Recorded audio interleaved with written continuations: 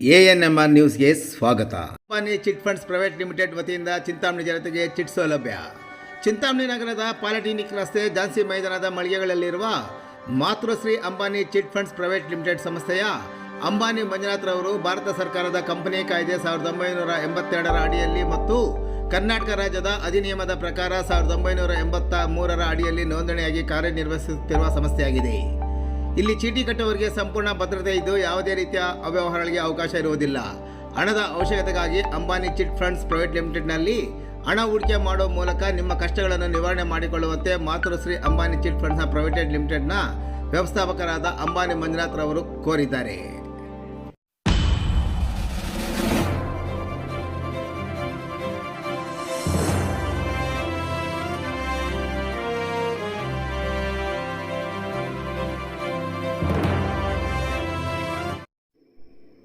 ನಾಡಪ್ರಭು ಕೆಂಪೇಗೌಡರ ಪುತ್ಥಳಿ ಧ್ವಂಸ, ವ್ಯಕ್ತಿಯನ್ನು ಕಂಬಕ್ಕೆ ಕಟ್ಟಿಹಾಕಿದ ಸ್ಥಳೀಯರು.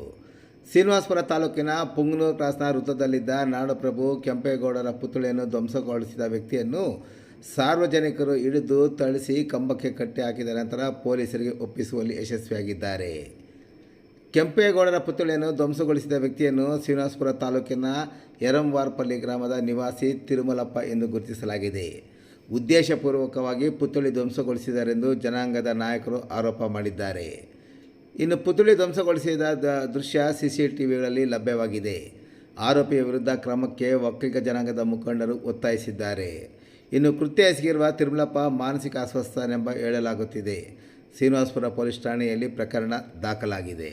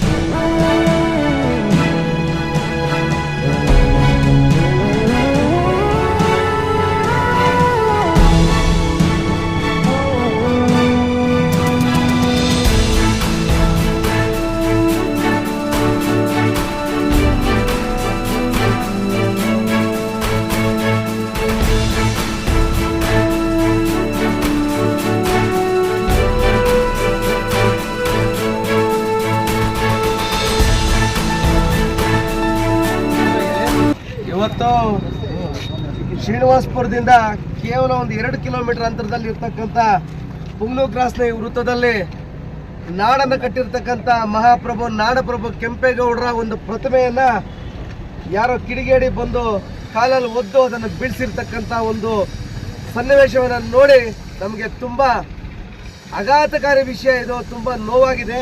ಈ ರೀತಿ ಆಗಬಾರ್ದಾಗಿತ್ತು. ಇದನ್ನು ಯಾರು ಮಾಡಿದಾರೋ ಅವರಿಗೆ ಯಾವ ರೀತಿ ಶಿಕ್ಷೆ ನೀಡಬೇಕು ಅಂದರೆ ಇಡೀ ಸಮಾಜ ಇವತ್ತು ತಲೆ ತಗ್ಗಿಸುವಂಥ ಕೆಲಸ ಆಗಿದೆ. ಇಲ್ಲಿ ಈ ಒಂದು ಅನಾಹುತಕ್ಕೆ ಕಾರಣರಾಗಿರ್ತಕ್ಕಂಥವ್ರನ್ನ ಈ ಕೂಡಲೇ ಬಂಧಿಸಿ ಅವರಿಗೆ ಸಾಕಷ್ಟು ಸಮಾಜದಲ್ಲಿ ಇಂಥ ಮತ್ತೆ ಆಘಾತಕಾರಿ ಕೆಲಸಗಳಾಗದಿರ ಅವರಿಗೆ ಪನಿಷ್ಮೆಂಟ್ ಕೊಡಬೇಕು ಅಂತ ಹೇಳ್ಬಿಟ್ಟು ನಾನು ಇವತ್ತು ಪೊಲೀಸ್ ಇಲಾಖೆಯವ್ರನ್ನ ನಾನು ವಿನಂತಿ ಮಾಡ್ಕೊಳ್ತಾ ಇದ್ದೀನಿ. ಯಾರೇ ಆಗಿರಲಿ, ಇದರಿಂದ ಯಾರಿದ್ದಾರೆ, ಇದನ್ನು ಮಾಡಿಸಿರ್ತಕ್ಕಂಥವ್ರು ಯಾರು, ಇದನ್ನು ಮಾಡೋದ ಕಾರಣ ಏನು ಅನ್ನೋದ್ರ ಬಗ್ಗೆ ನಮ್ಗೆ ಈ ಕೂಡಲೇ ನಮಗೆ ತನಿಖೆ ಆಗಬೇಕು. ಯಾರು ಮಾಡಿರ್ತಾರೆ ಅವ್ರನ್ನ ಬಂಧಿಸಿರೋದ್ರ ಜೊತೆಗೆ ಇದರಿಂದ ಇರ್ತಕ್ಕಂಥ ಯಾವ ಕಿಡಿಗೇಡಿಗಳಿದ್ದಾರೆ ಅವ್ರನ್ನೆಲ್ಲ ಇವತ್ತು ಬಂಧಿಸಬೇಕು ಅಂತ ಹೇಳ್ಬಿಟ್ಟು ನಿಮ್ಮೆಲ್ಲರ ಮುಖಾಂತರ ನಾನು ಮನವಿ ಮಾಡ್ತಾ ಇದ್ದೀನಿ. ಇದೊಂದು ಹೇಯ ಕೃತ್ಯ. ಇದು ಇವತ್ತು ನಾಡನ್ನು ಕಟ್ಟಿರ್ತಕ್ಕಂಥ ಒಬ್ಬ ಮಹಾನುಭಾವ ನಾಡಪ್ರಭು ಕೆಂಪೇಗೌಡರಿಗೆ ಈ ರೀತಿ ಅವಮಾನ ಮಾಡಿರ್ತಕ್ಕಂಥದ್ದನ್ನ ನಾವಿಡೀ ನಮ್ಮ ಸಮುದಾಯ ಮತ್ತು ಸಾರ್ವಜನಿಕವಾಗಿ ನಾವು ಅದನ್ನ ಖಂಡಿಸ್ತೀವಿ. ಇದು ತುಂಬಾ ಹೇಯ ಕೃತ್ಯ. ಇದು ಈ ರೀತಿ ಮಾಡೋದ್ರಲ್ಲಿ ಅರ್ಥ ಇಲ್ಲ. ಇನ್ನೂ ಅನೇಕ ಪ್ರತಿಮೆಗಳಿದೆ.